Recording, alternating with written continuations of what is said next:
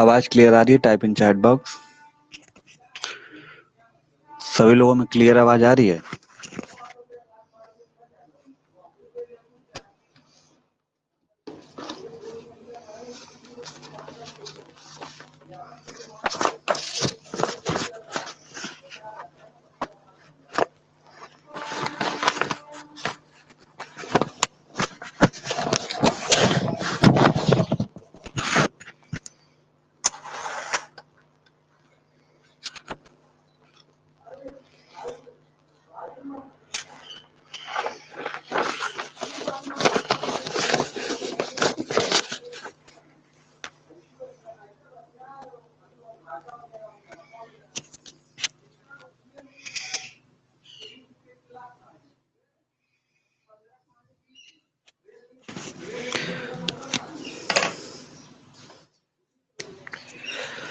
एक बार चलिए, एक बार फिर से देखिएगा ClO3 का, क्योंकि जो मैंने रिकॉर्ड किया उसमें आवाज क्लियर आई नहीं है। ClO3 के बारे में देखेंगे। ClO3 नेगेटिव के बारे में देखेंगे। आवाज क्लियर आ रही है? Type in chat box. Hello, सब लोगों में आवाज क्लियर आ रही है? रिकॉर्डिंग ऑन है? एक बार चेक कर लीजिए, फिर बताइए, आगे बढ़ते हैं।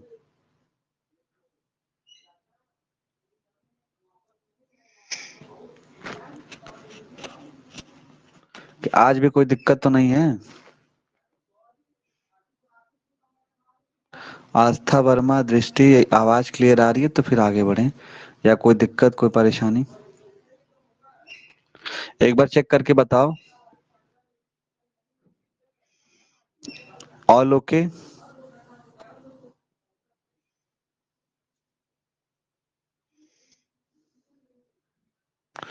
चलो, ClO3 के बारे में अगर हम लोग सबसे पहले बात करेंगे तो जो क्लोरीन होता है, इसका जो एटॉमिक नंबर होता है वो कितना होता है? 17 होता है।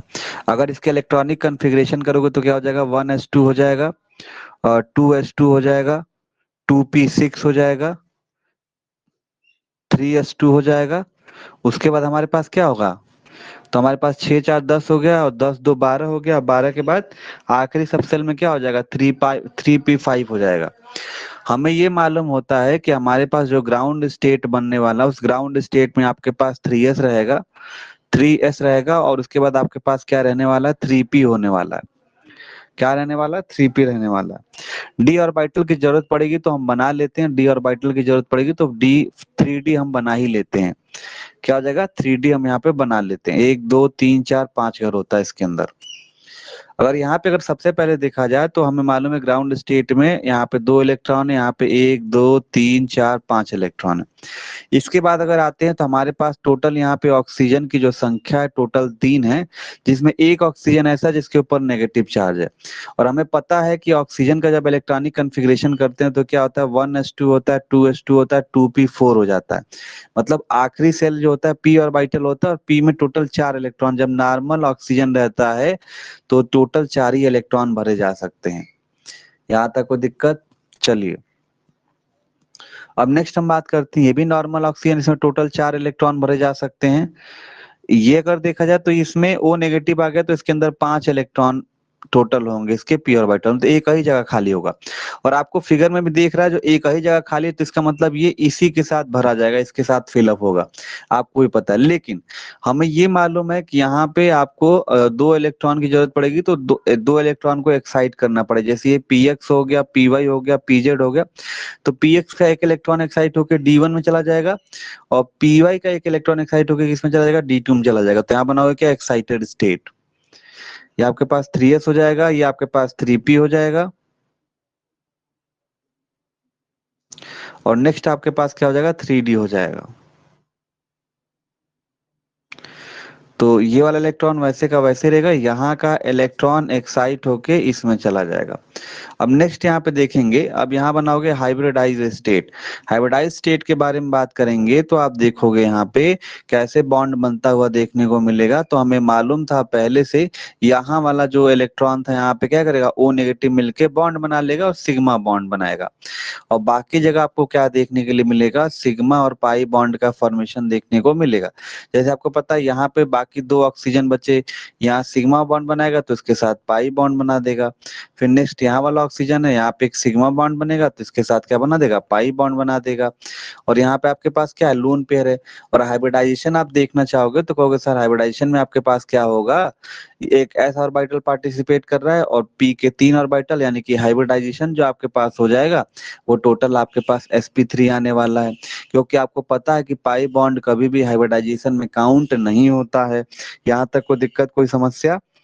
तो यहाँ पे आपने क्या देखा, रिजल्ट की हेडिंग डालोगे, रिजल्ट में आप यही बताने वाले हो कि सर जो हाइब्रिडाइजेशन आपके पास आने वाला है हाइब्रिडाइजेशन की संख्या क्या हो जाएगा, तो हाइब्रिडाइजेशन आपके पास हो जाएगा sp3।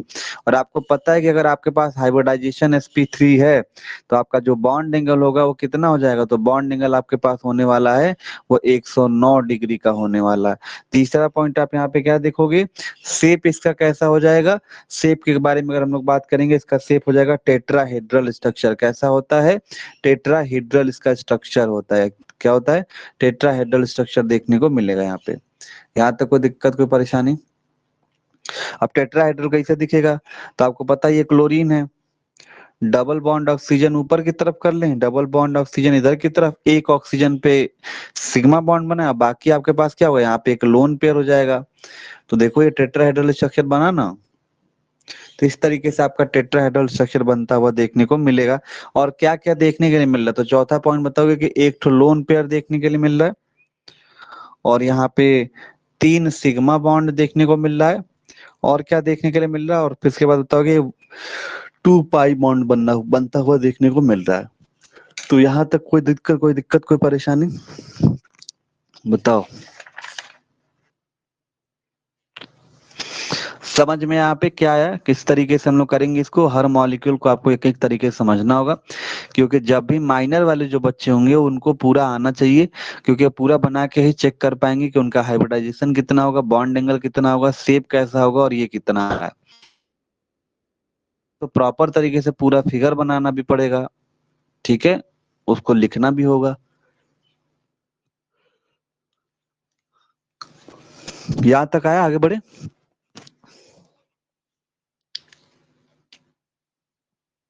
नेक्स्ट हमारे पास क्या है, नेक्स्ट मॉलिक्यूल हमारे पास क्या, ICl2। नेक्स्ट हमारे पास जो मॉलिक्यूल है वो हमारे पास मॉलिक्यूल है ICl2 का नेगेटिव है। अगर इसमें हम लोग बात करेंगे तो इसमें जो आयोडीन होता है, आयोडीन का जो एटॉमिक नंबर होता है वो 53 होता है। क्या होता है, आयोडीन का जो एटॉमिक नंबर होता है 53 होता है। आयोडीन का एटॉमिक नंबर 53 होने की वजह से इसका जो आप इलेक्ट्रॉनिक कन्फिग्रेशन लिखोगे होता है 1s2, दूसरा होता है 2s2, तीसरा होता है 1s2, 2s2, 2p6, 3s2, 3p6, 3p6, 4s2, 3d10, 4p6, 4d10, 5s2, और नेक्स्ट आपके पास क्या हो जाएगा, 5p5 हो जाएगा। यानी कि जब इसका ग्राउंड स्टेट हम लोग बनाएंगे तो ग्राउंड स्टेट में क्या आएगा, ग्राउंड स्टेट में आपके पास 5 आने वाला, 5s, इसमें 2 इलेक्ट्रॉन, 5s2 हो जाएगा। नेक्स्ट हमारे पास कितना हो जाएगा, तो नेक्स्ट आपके पास लिखा 5p5, यानी कि 5p में टोटल 5 इलेक्ट्रॉन, 1 2 3 4 5 इलेक्ट्रॉन हो गए। और नेक्स्ट हमारे पास क्या है, 5d भी बना लीजिएगा, तो 5d भी बना लेते हैं, ठीक है, 1 2 3 4 5, ये तो 5d हो गया। तो ये हमारे पास ग्राउंड स्टेट हो गया। अब यहाँ पे देखेंगे 2 क्लोरीन आपको दिया हुआ है, एक क्लोरीन पे नेगेटिव चार्ज है, एक क्लोरीन पे नॉर्मल है। और क्लोरीन का इलेक्ट्रॉनिक कन्फिग्रेशन करोगे तो नॉर्मल क्लोरीन के इलेक्ट्रॉनिक कन्फिग्रेशन करोगे तो यही होता है ना, 1s2, 2s2, 2p6, 3s2, 3p5 होता है। तो नॉर्मल क्लोरीन रहेगा तो उसके आप पी ऑर्बिटल में टोटल 5 इलेक्ट्रॉन होता है। तो इसका पी ऑर्बिटल बनाओगे नॉर्मल क्लोरीन का तो 1 2 3 4 5 इलेक्ट्रॉन रहते हैं इसके अंदर। अगर यहाँ पे क्लोरीन पे दोनों नेगेटिव एक नेगेटिव चार्ज आता है तो 6 हो जाएंगे, 1 2 3 4 5 6 हो जाएंगे। यहाँ तक कोई दिक्कत, कोई समस्या बताइएगा?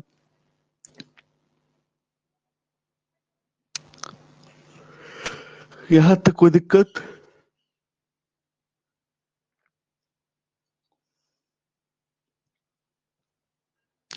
तो नॉर्मल वाला क्लोरीन क्या करेगा, इनके साथ मिलके एक बॉन्ड बनाएगा यहाँ पे, लेकिन यहाँ पे एक इलेक्ट्रॉन को एक्साइट होके कहाँ जाना पड़ेगा, यहाँ पे जो एक इलेक्ट्रॉन होता है एक्साइट होके इसको यहाँ जाना पड़ेगा। वो एक्साइट होके डी में, इस 5D में चला जाएगा। तो अब यहाँ पे आप बनाइएगा एक्साइटेड स्टेट, जब बनाएंगे तो आपके पास हो जाएगा 5s। नेक्स्ट आपके पास कितना हो जाएगा, ये तो इलेक्ट्रॉन रहेगा, यहाँ का एक इलेक्ट्रॉन एक्साइट होके चला जाएगा वहां पे, तो 5D में, 5D1 में एक इलेक्ट्रॉन चला जाएगा। नेक्स्ट यहाँ पे क्या बनाने वाले, हाइब्रिडाइज स्टेट बनाएंगे। जब हाइब्रिडाइज स्टेट बनाएंगे तो क्या बनेगा, फिर से बना लीजिए 5s2। नेक्स्ट आपके पास क्या होगा, p ऑर्बिटल है, और नेक्स्ट हमारे पास क्या है, डी ऑर्बिटल है। इस केस में होता क्या है, जो नॉर्मल वाला क्लोरीन है इनके साथ तो मिलके बॉन्ड बना लेता है, सिग्मा बॉन्ड बना लेता है। लेकिन इस क्लोरीन के पास ऑलरेडी दो इलेक्ट्रॉन है, तो अब ये काम नहीं करेंगे कि कोऑर्डिनेट बॉन्ड बना देंगे, दो इलेक्ट्रॉन इधर ही देंगे, क्योंकि ऑलरेडी आपने एक्साइटेड स्टेट बनाया है। तो इसके साथ एक सिग्मा बॉन्ड बना देगा, और बगल वाले के साथ क्या बना देगा, पाई बॉन्ड बना देगा। और बाकी ये तुम्हारे पास क्या, ये दोनों एक साथ बचे हुए, ये भी बचे हुए हैं, तो जो बचे हुए रहते लेफ्ट साइड में उसको लोन पेयर मान लिया जाता है, ये भी लोन पेयर, ये भी लोन पेयर। तो हाइब्रिडाइजेशन जब कैलकुलेट करेंगे तो हम लोग क्या होगा, पाई बॉन्ड को तो देखेंगे ही नहीं, हमारे पास एक केस ऑर्बिटल देखने के लिए मिल रहा है, पी के 3 ऑर्बिटल, तो sp3 हाइब्रिडाइजेशन इसका भी होता है। क्या होता है, sp3 हाइब्रिडाइजेशन इसका भी देखने को मिलता है। तो रिजल्ट में आप क्या लिखेंगे, रिजल्ट में सबसे पहले लिखेंगे यहाँ पे कि जो आपका हाइब्रिडाइजेशन मिला वो क्या मिला, sp3 मिल गया। यहाँ तक कोई दिक्कत। दूसरा पॉइंट यहाँ बताओगे कि इसका जो बॉन्ड एंगल हो जाएगा, बॉन्ड एंगल आपके पास 109 डिग्री मिल जाएगा। और तीसरा, जब इसका स्ट्रक्चर देखोगे वो टेट्राहेड्रल देखने के लिए मिलेगा। कैसा मिलेगा, टेट्राहेड्रल स्ट्रक्चर देखने के लिए मिलेगा। और चौथा पॉइंट आप यहाँ पे ये बताइएगा कि यहाँ पे दो सिग्मा बॉन्ड देखने के लिए मिलते हैं, यहाँ पे दो सिग्मा बॉन्ड देखने के लिए मिलते हैं।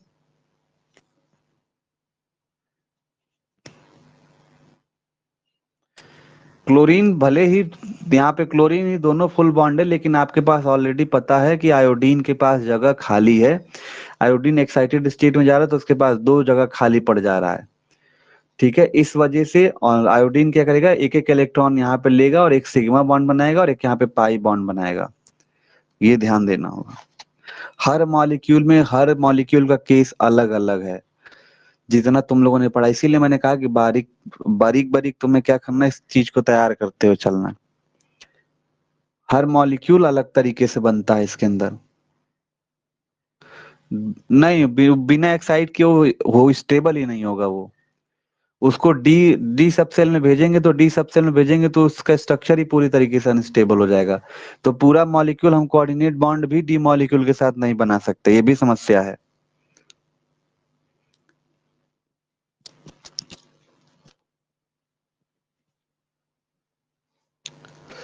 समझ में, यहाँ पे दो सिग्मा बॉन्ड मिलेंगे, एक पाई बॉन्ड देखने के लिए मिलता है, और दो लोन पेयर देखने को मिलेंगे।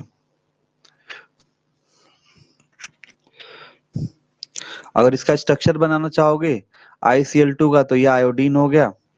इस आयोडीन में एक क्लोरीन तो सिंगल बॉन्ड से जुड़ेगा, सिग्मा बॉन्ड, सिंगल मतलब कि सिग्मा बॉन्ड, और दूसरे साइड जो क्लोरीन होगा डबल बॉन्ड से जुड़ेगा। और यहाँ पे दो लोन पेयर होंगे, तो इसलिए जो स्ट्रक्चर इसका बनता है लगभग टेट्राहेड्रल स्ट्रक्चर बनता हुआ देखने को मिलेगा।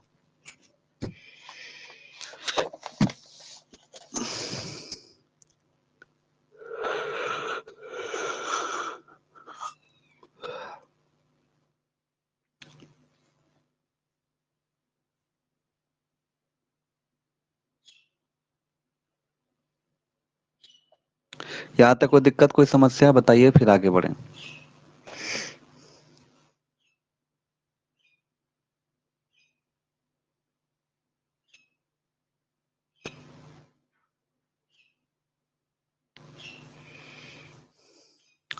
क्लियर हुआ, टाइप इन चैट बॉक्स।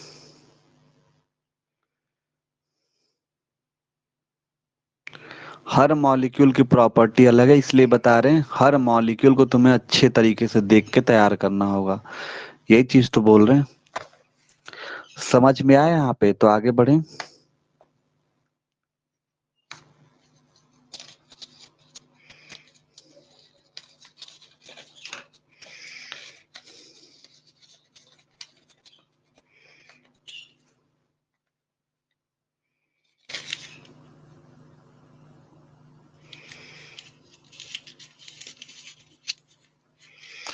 बिल्कुल, इसीलिए तो तुमको 3-3 मॉलिक्यूल रोज कराया जाता है कि तुम उसको बारीक से पढ़ो, हर मॉलिक्यूल को प्रैक्टिस करो। इसीलिए तो कहा जाता है कि सेकंड सेकंड ईयर और थर्ड सेमेस्टर की केमिस्ट्री काफी टफ हो जाती है। आप नहीं पढ़ेंगे तो फिर वो तुरंत वो लपेट देगी। अब देखो, यही अगर तुमने इतना कर लिया है तो अगर इतना कर लिया है तो अब नेक्स्ट मॉलिक्यूल देखो, अब वो कैसे होगा। इसमें देखो, अब तुम कहोगे कि हर, और ये सब मॉलिक्यूल्स ऐसे मॉलिक्यूल है जो एग्जाम में आए हुए हैं, कोई ऐसा नहीं कि जो तुम्हारे आउट ऑफ सिलेबस जा रहे हैं। तो सिलेबस में ऑलरेडी दिए हैं वही मॉलिक्यूल हम लोग यहाँ पे प्रैक्टिस किया जा रहा है। नेक्स्ट देखो,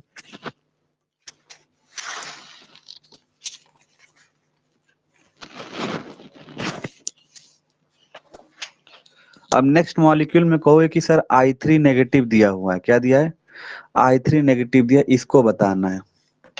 नेक्स्ट मॉलिक्यूल जो आपके पास दिया I3 नेगेटिव, अब तुम लोगों को हाथ पैर सब फूलने लगेंगे। अब इसको करेंगे कैसे। I3 नेगेटिव मॉलिक्यूल दिया है, तो I3 नेगेटिव मॉलिक्यूल में हम लोग कैसे करेंगे। I3 नेगेटिव मॉलिक्यूल में अगर हम लोग सबसे पहले बात करेंगे तो 3 आयोडीन के मॉलिक्यूल हैं। 3 आयोडीन के मॉलिक्यूल हैं, इसमें एक मॉलिक्यूल के ऊपर नेगेटिव है, तो किसी एक को सेंट्रल मेटल एटम मानना पड़ेगा, तभी कुछ होगा। तो हम लोग इसमें क्या कर लेते हैं, सिर्फ I नेगेटिव को हम लोग सेंट्रल मेटल एटम मान लेते हैं। क्योंकि जब नॉर्मल आयोडीन का जब इलेक्ट्रॉनिक कॉन्फ़िगरेशन कर रहे थे तो आखिरी में आ रहा था 5s2 आ जा रहा था, और क्या आ जा रहा था, 5p5 आ जा रहा था, नॉर्मल आयोडीन का जब इलेक्ट्रॉनिक कॉन्फ़िगरेशन करते हैं। लेकिन अगर आयोडीन नेगेटिव को अगर सेंट्रल मेटल एटम माने हैं तो यहाँ पे क्या हो जाएगा, अब यही होगा कि अभी पीछे जो इलेक्ट्रॉनिक कॉन्फ़िगरेशन किए हो उसमें क्या हो जाएगा, इसमें अब आयोडीन नेगेटिव में क्या हो जाएगा, आखिरी में क्या आपके पास आ जाएगा, 5s2 आ जाएगा, और यहाँ 5p5 आता है तो नेगेटिव की वजह से क्या हो जाता है, 5p6 आ जाएगा, क्या आ जाएगा, 5p6 आ जाएगा। जब 5p6 आ जाएगा तो कहोगे सर यहाँ पे बना लेते हैं ग्राउंड स्टेट। जब ग्राउंड स्टेट बनाएंगे तो यहाँ हो जाएगा 5s2 में कितने इलेक्ट्रॉन, 2 इलेक्ट्रॉन, और 5p में कितने इलेक्ट्रॉन, तो टोटल पूरा भरा हुआ है। और इसके बाद आप बना लीजिएगा 5d बना लीजिएगा, क्या बना लीजिएगा, 5d बना लीजिएगा, 1 2 3 4 5, 5d बना लीजिए। ये हमारे पास हो गया ग्राउंड लिस्ट। मैंने क्या बोला, आयोडीन मॉलिक्यूल दिया हुआ है, सिलेबस में दिया हुआ, लगातार पूछा भी हुआ एग्जाम पेपर में, चेक कर लीजिए इसको। आयोडीन में क्या हुआ, 3 आयोडीन, जिसमें एक आयोडीन पे नेगेटिव चार्ज है, तो जो नेगेटिव चार्ज वाला आयोडीन है इसको सेंट्रल मेटल एटम ले लिया मैंने। इसका इलेक्ट्रॉनिक कॉन्फ़िगरेशन लिखा, तो नॉर्मल आयोडीन का तो 5s2 5p5 होता है, लेकिन जब इसमें एक नेगेटिव आ गया यानी कि एक इलेक्ट्रॉन बढ़ गया तो 5p6 हो गया। अब यहाँ पे हमने इसका ग्राउंड स्टेट में लिखा 5s2 और 5p में टोटल कितने इलेक्ट्रॉन है, 6 इलेक्ट्रॉन है। यहाँ तक कोई दिक्कत। अच्छा, अब नॉर्मल आयोडीन का अगर देखा जाए, जो नॉर्मल आयोडीन है इनका जब ऑर्बिटल बनाएंगे तो ऑर्बिटल में क्या देखने के लिए मिलेगा, इसके पी ऑर्बिटल में टोटल 5 इलेक्ट्रॉन ही देखने को मिलेंगे, 1 2 3 4, और यहाँ पे 5 मिलेंगे, 1 2 3 4 5, यानी कि एक एक जगह इसमें खाली मिलेगा। अब यहाँ पे हम लोग क्या बनाने वाले हैं, एक्साइटेड स्टेट बनाएंगे। एक्साइटेड स्टेट कैसे बनेगा, यानी कि एक वो इलेक्ट्रॉन यहाँ पे इसका एक्साइट होके इसमें चला जाएगा।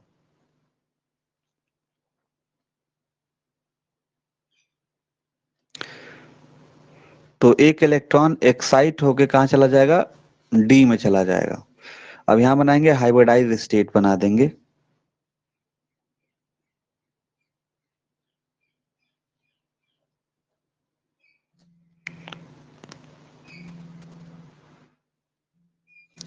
तो हमारे पास क्या मिलेगा, यहाँ पे एक आयोडीन दे दो, यहाँ पे एक आयोडीन दे दो, तो हमारे पास क्या देखने के लिए मिले, बाकी हमारे पास यहाँ लोन पेयर, यहाँ लोन पेयर, यहाँ लोन पेयर। तो यानी कि हमारे पास क्या हाइब्रिडाइजेशन होगा, एक एस ऑर्बिटल पार्टिसिपेट कर रहा है, पी के 3 ऑर्बिटल पार्टिसिपेट कर रहे हैं, और डी के एक इलेक्ट्रॉन पार्टिसिपेट कर रहे हैं। तो हाइब्रिडाइजेशन आपके पास कितना हो जाएगा, sp3 हाइब्रिडाइजेशन हो जाएगा। क्या हो जाएगा, sp3d हाइब्रिडाइजेशन इसके अंदर हो जाएगा, क्योंकि बाकी जो बचे हुए इधर के हो जाएंगे वो लोन पेयर में हो जाएंगे। तो हाइब्रिडाइजेशन इसका कितना हो गया, sp3d हो जाएगा। तो यहाँ बताओगे हाइब्रिडाइजेशन जो आपके पास हुआ, हाइब्रिडाइजेशन क्या हो जाएगा, तो हाइब्रिडाइजेशन आपके पास जो होता है वो sp3d हो जाएगा। बॉन्ड एंगल यहाँ पे कितना हो जाएगा, sp3d अगर है तो बॉन्ड एंगल 120 डिग्री होगा और 90 डिग्री हो जाएगा।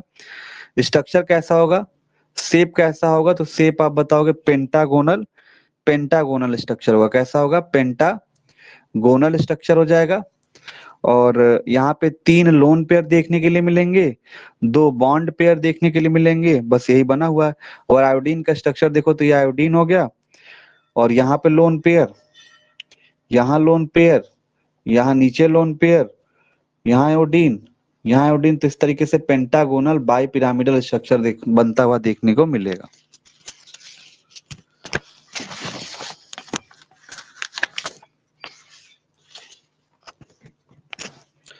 क्लियर हुआ? मैंने क्या बताया, मैंने ये बताया कि आयोडीन लिया, आयोडीन 3 आयोडीन मॉलिक्यूल है, एक आयोडीन पर नेगेटिव चार्ज है।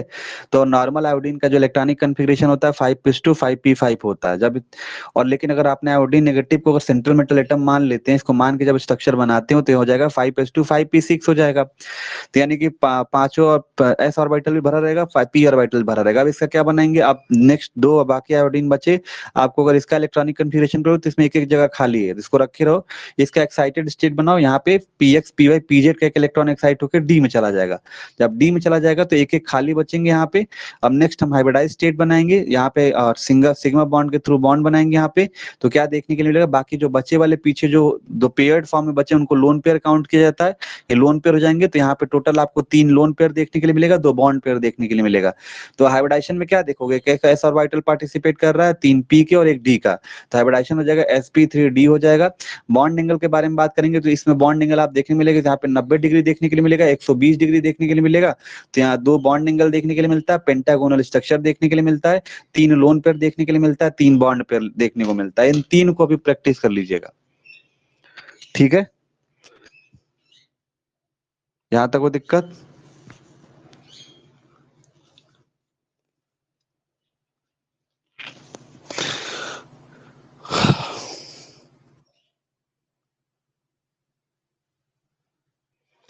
हाई नेगेटिव लेंगे तो ही बनेगा ही, अगर तुम पी ऑर्बिटल लोगे तो फिर नहीं बनेगा फिर वहां। अगर तुमने 5p5 लिया होता तो बनता ही नहीं, वो आयोडीन नेगेटिव ही लेना पड़ेगा। ना हो तो चेक कर लो, नॉर्मल आयोडीन लोगे तो बनेगा ही नहीं, वो स्टेबल होगा ही नहीं। इसीलिए हर मॉलिक्यूल का बनने का तरीका अलग अलग है।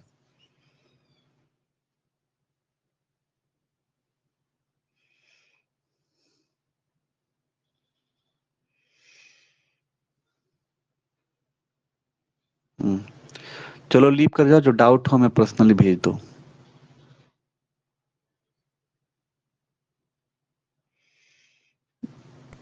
बनता फिर भी वो स्टेबल नहीं रहेगा, कोई मतलब नहीं रहेगा दृष्टि।